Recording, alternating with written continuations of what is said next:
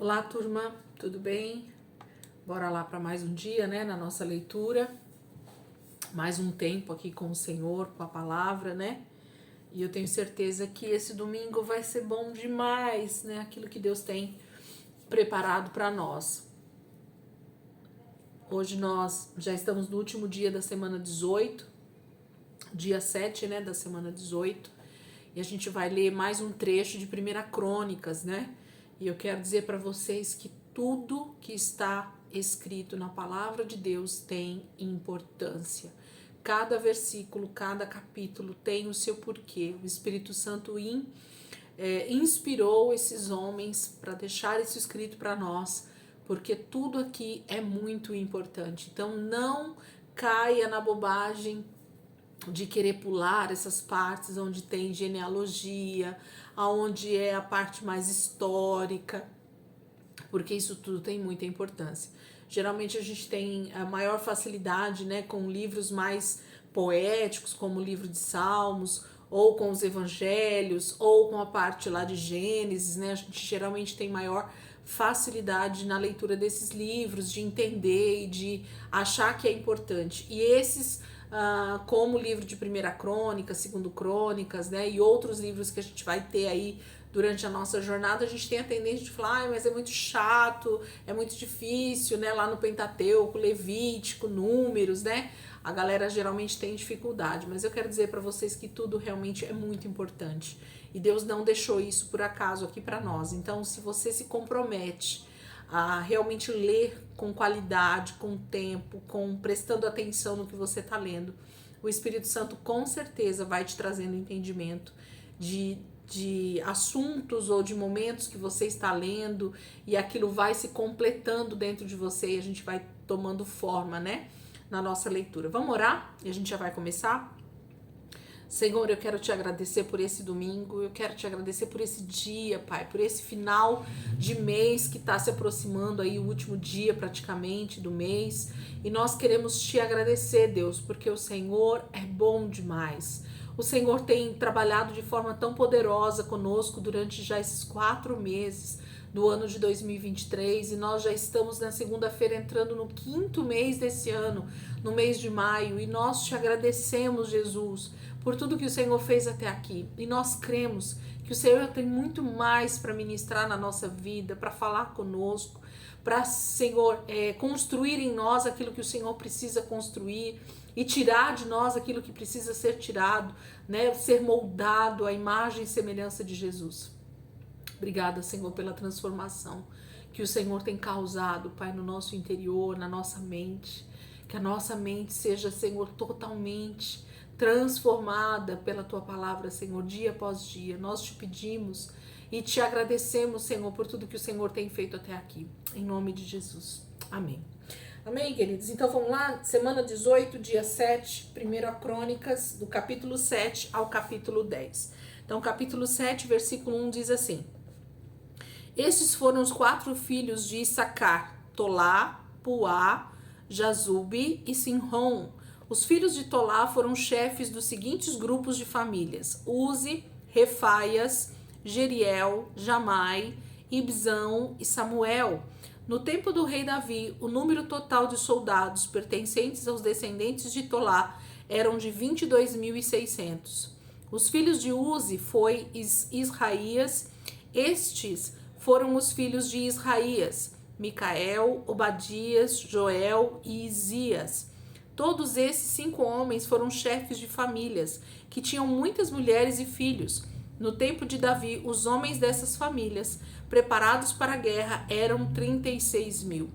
O número total de homens prontos para o serviço militar, pertencentes a todos os grupos de famílias da tribo de Issacar, era de 87.000 guerreiros valentes, todos incluídos no registro oficial das famílias.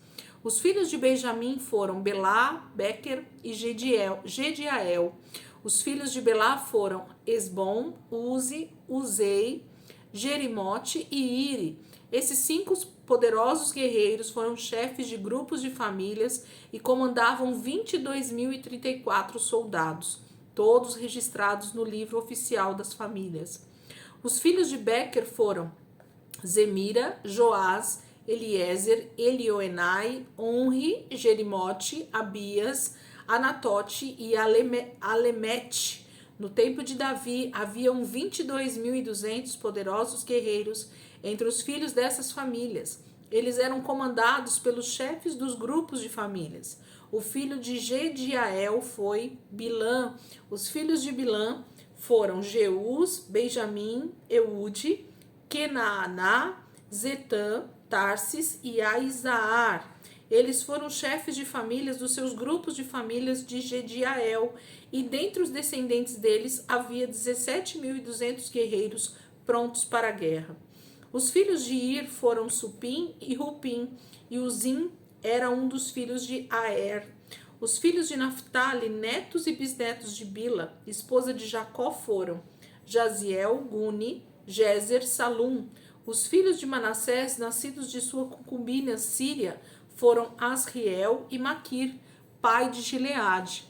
Maquir casou-se com Maacá, irmã de Rupim e Supim. O irmão dele era Zelofeade, que só teve filhas. A mulher de Maquir, Maaca, deu à luz um filho e deu a ele o nome de Pérez, e ao irmão dele chamou Seres. Ulão e Requém foram os filhos de Pérez.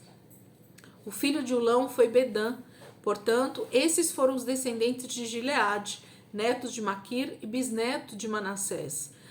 Amolequete, irmã de Maquir, teve estes filhos, Isode, Abiezer e Maalá. Os filhos de Semida foram Aiã, Siquém, Lique e Anião. Os descendentes de Efraim foram Sutela, que foi pai de Bered, pai de Taate, pai de Eliada, pai de Taate, pai de Zabade e pai de Sutela. Ezer e Eleade tentaram tomar o gado de Gade, mas foram mortos pelos fazendeiros desse lugar. Efraim, o pai deles, chorou durante muitos dias a morte dos filhos. Os irmãos de Efraim vieram passar uns dias com ele para trazer consolo. Depois, a esposa dele lhe deu um filho, a qual ele chamou de Berias, por causa da desgraça que havia acontecido na sua família. O nome da filha de Efraim era Seera. Ela construiu Bet-Oron, baixa e alta, e também construiu Uzen-Seerá.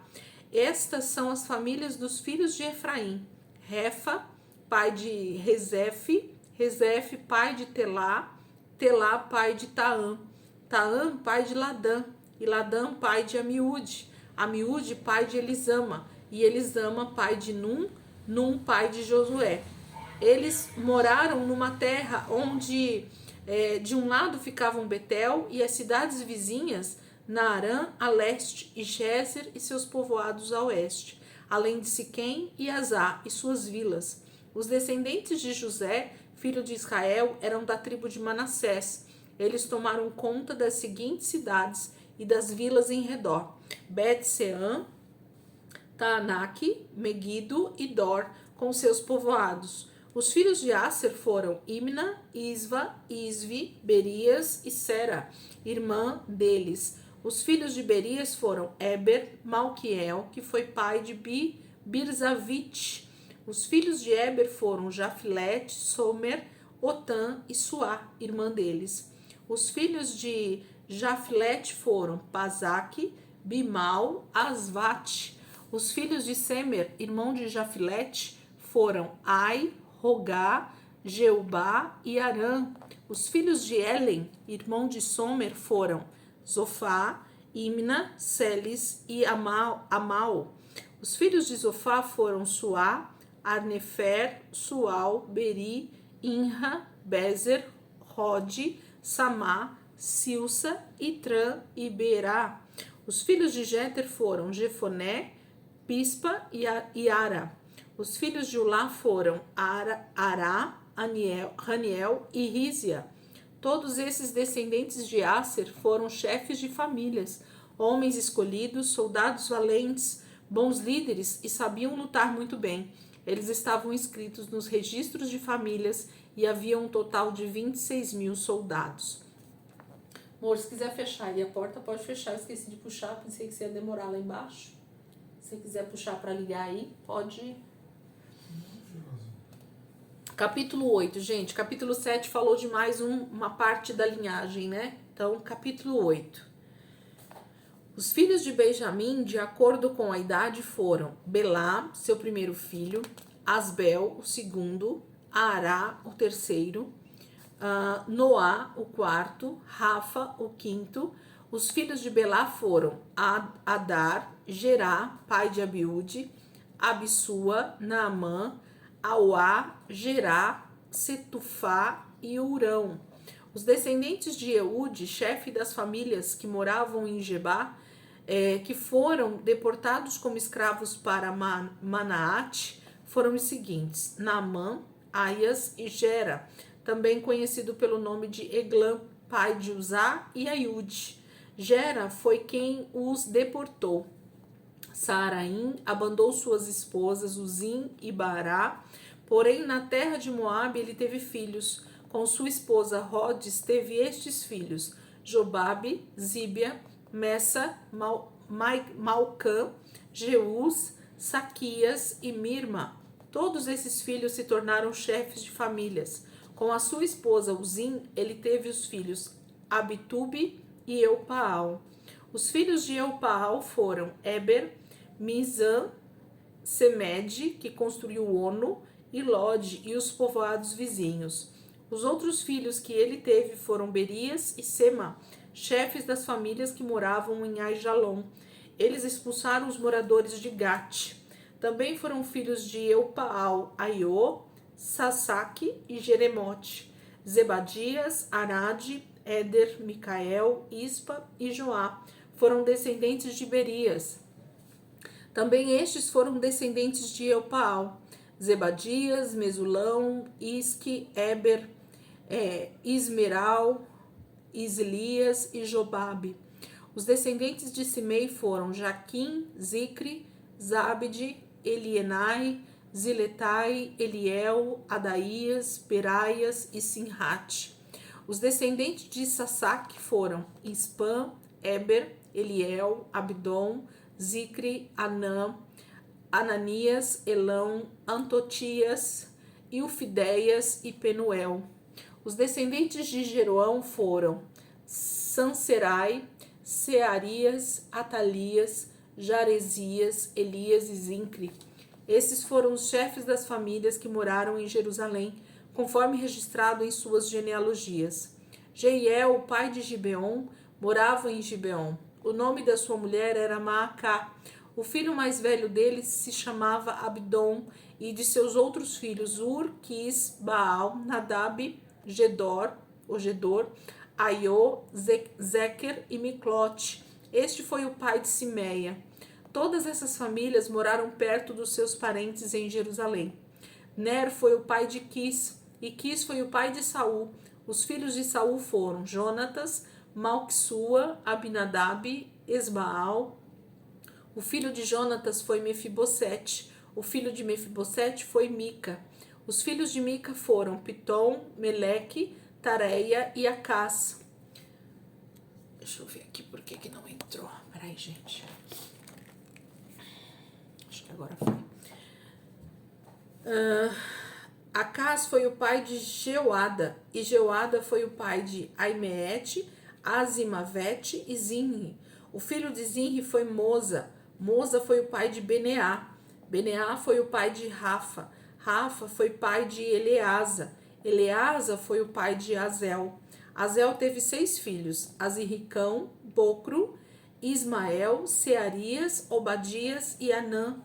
Ezeque, irmão de Azel, teve 3 filhos: Ulão, o mais velho, Jeús, o segundo, e Elifelete, o terceiro. Os filhos de Ulão foram guerreiros valentes e sabiam atirar muito bem com o arco. Esses homens tiveram 150 filhos e netos. Todos esses eram da tribo de Benjamim. Então, mais uma relação de descendentes para nós, que inclusive fala às vezes até do início, né, da genealogia a partir dos filhos de Jacó. Percebam que às vezes tem essa repetição e às vezes são os mesmos personagens que a gente já viu, inclusive, lá atrás, dentro do livro de Números, né, ou mesmo lá dentro do Pentateuco. Mas o livro está contando para nós essas famílias que foram geradas, né? Capítulo 9. Cada pessoa em Israel tinha o registro de sua família cuidadosamente inscrito no livro da história dos reis de Israel. O povo de Judá foi levado como escravo para a Babilônia por causa da sua idolatria. Os primeiros a voltarem a morar de novo nas cidades de onde tinham saído foram algumas famílias do povo, também dos sacerdotes, dos levitas e dos que trabalhavam no templo. Depois, algumas famílias das tribos de Judá, Benjamim, Efraim e Manassés, que chegaram a Jerusalém, foram Utai, filho de Amiúde, Amiúde, filho de Onri, Onri, filho de Inri, Inri, filho de Bani, da família de Pérez, filho de Judá. Dos Silonitas voltaram Asaias, o filho mais velho de Silom, e os filhos dele. Dos descendentes de Zerá, Jeuel e seus parentes, ao todo 690 pessoas.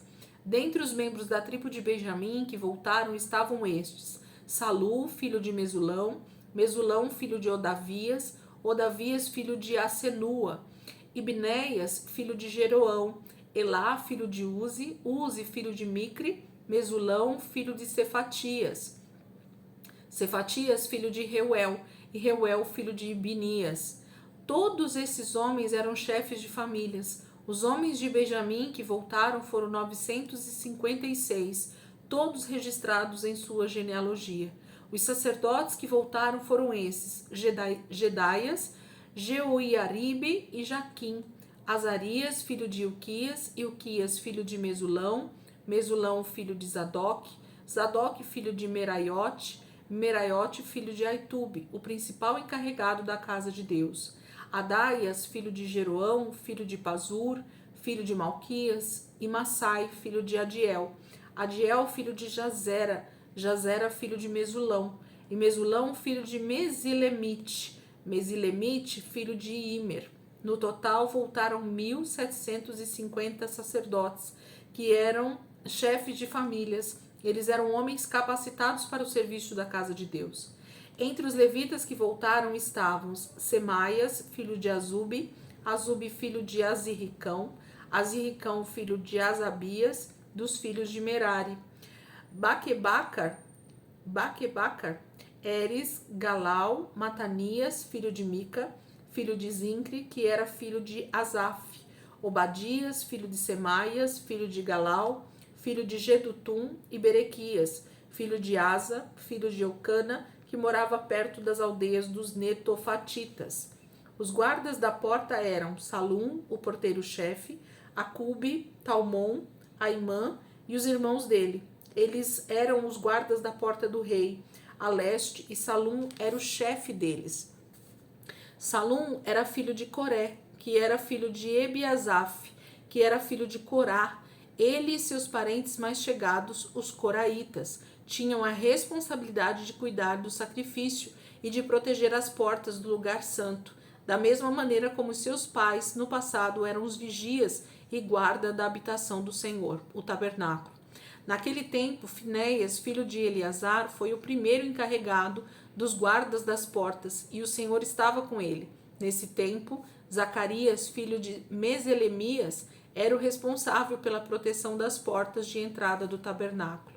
Havia 212 porteiros naquele tempo. Eles eram escolhidos conforme as vilas onde moravam.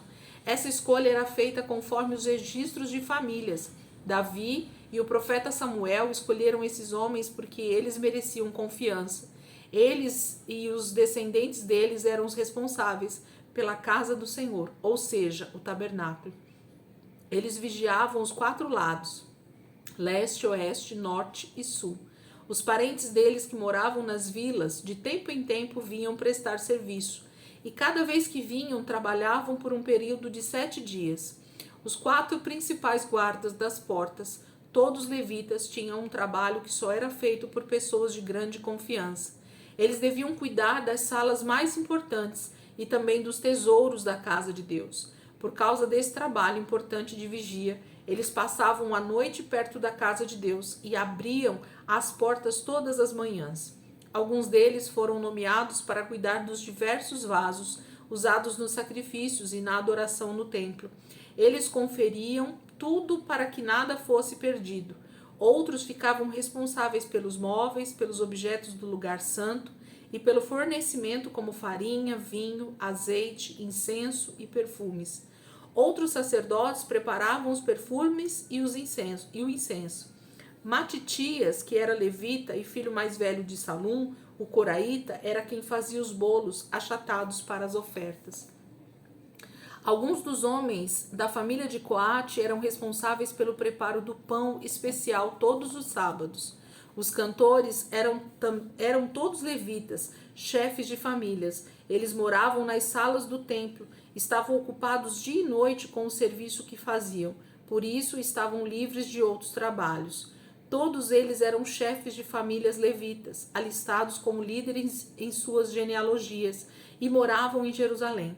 Jeiel, que era casado com uma mulher chamada Maacá, morava em Gibeon.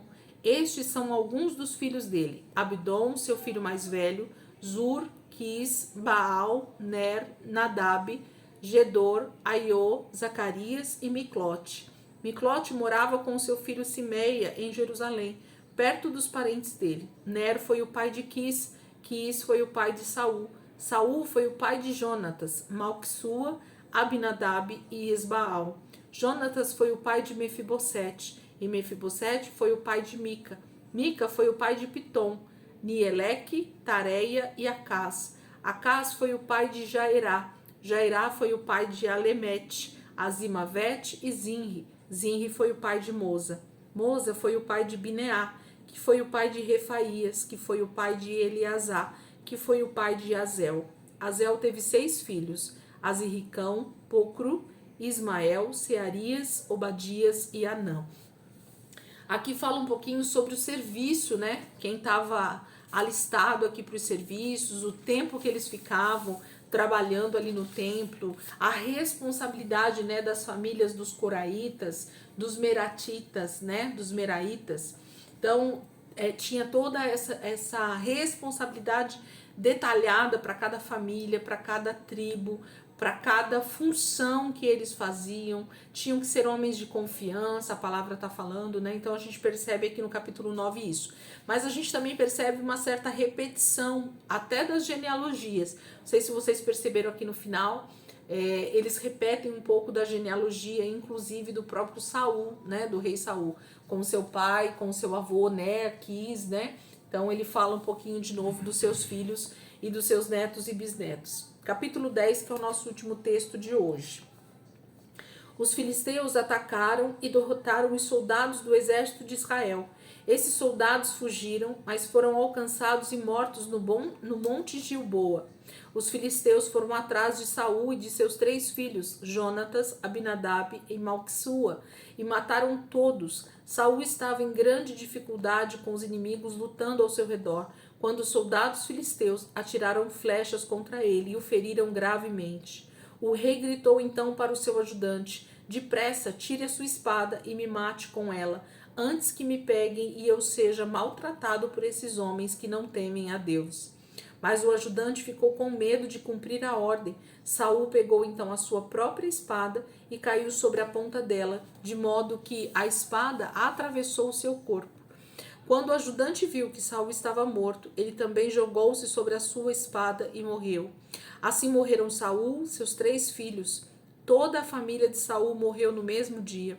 Quando os israelitas que estavam no vale ouviram dizer que os seus soldados tinham fugido e que Saul e os 3 filhos estavam mortos, abandonaram as cidades e fugiram. Os filisteus vieram e moraram nessas cidades.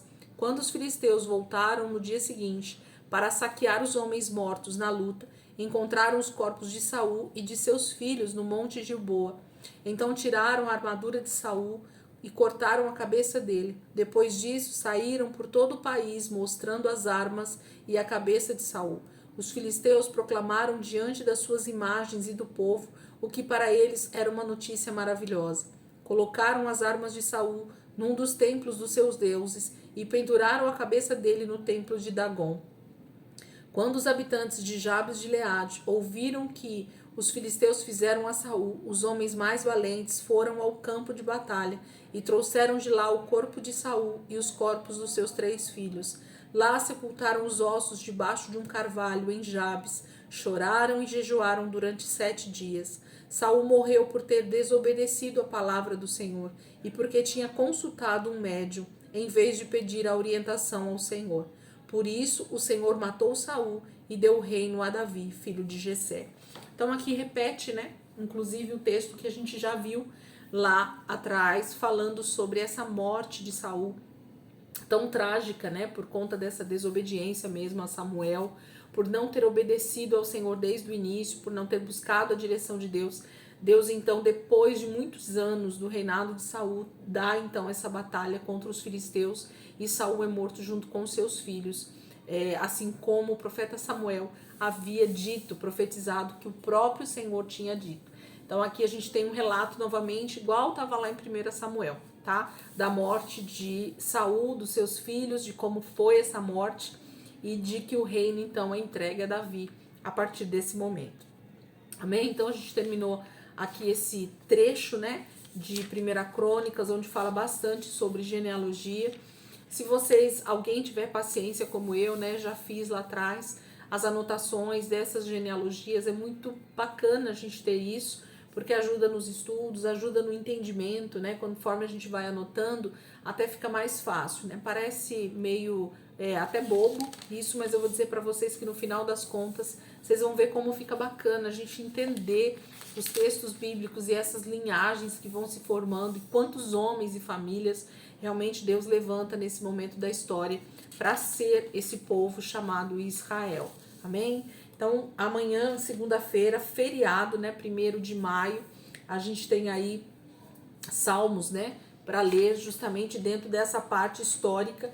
E na terça-feira a gente começa dentro do livro de 2 Samuel, aí, né? Continuando, na verdade, dentro do livro de 1 Samuel e 1 Crônicas, continuando o texto que a gente está lendo aqui, tá bom? A gente vai fazer agora esse paralelo, porque está falando sobre essa entrega, né, do reino a Davi, então a gente vai ver um pouquinho mais dessa história se desenvolvendo aqui dentro da palavra de Deus. Gente, Deus abençoe, ótimo domingo aí para vocês, que vocês possam aproveitar esse dia de descanso, e aí também segunda-feira, feriado, né, vamos aproveitar um pouquinho mais, inclusive para estar em família, ter tempo de comunhão, né, ter tempo com a palavra.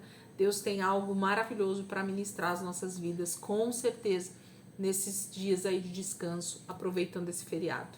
Deus abençoe e amanhã, se Deus quiser, a gente está aqui para fazer a leitura novamente.